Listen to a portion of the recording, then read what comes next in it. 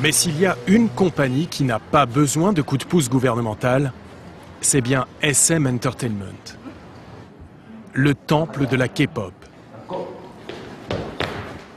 La plus grande maison de disques du secteur, la plus exigeante aussi. Des heures et des heures d'entraînement quotidien. Danse, chant, arts martiaux, ici l'à peu près n'existe pas.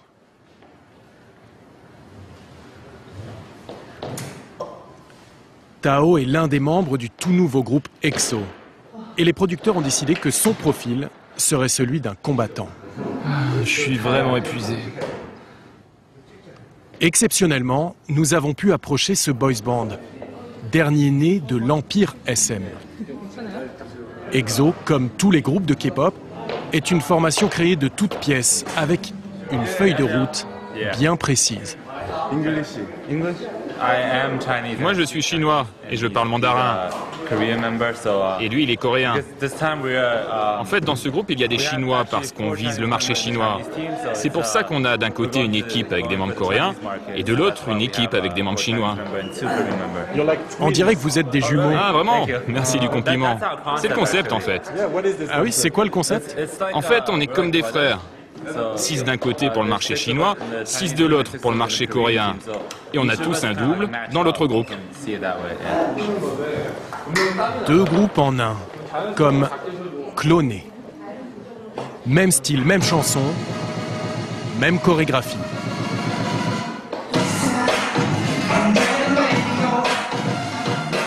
Six d'entre eux forment EXO-K en coréen et les 6 autres EXO-M en mandarin.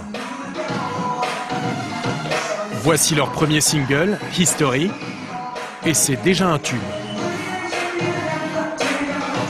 Le modèle de technologie culturelle, comme on l'appelle ici, ne fait jamais d'erreur.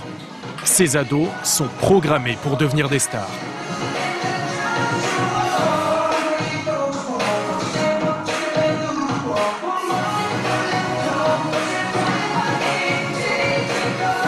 Ce sont les artistes dont rêve tout industriel de la musique. Ils sont jeunes, talentueux et presque interchangeables lorsqu'EXO-M cède la place à EXO-K. Nous ne pourrons pas rencontrer leurs compositeurs, des salariés de ce label qui opèrent en amont un savant dosage de hip-hop et musique électronique. Et pour aborder les chanteurs, il nous faut d'abord transmettre une liste de questions à leur manager, ici en blanc, qui leur remet aussitôt cette feuille à apprendre par cœur. Il s'agit des réponses rédigées par la production.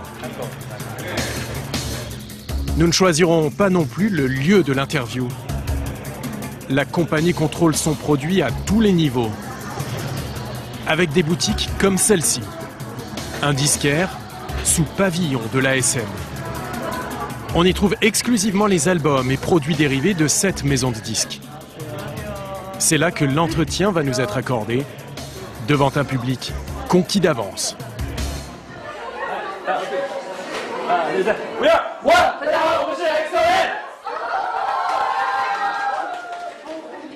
Pas question d'aborder leurs conditions de travail, vie personnelle ou encore la chirurgie esthétique, secret de Polichinelle dans cette industrie.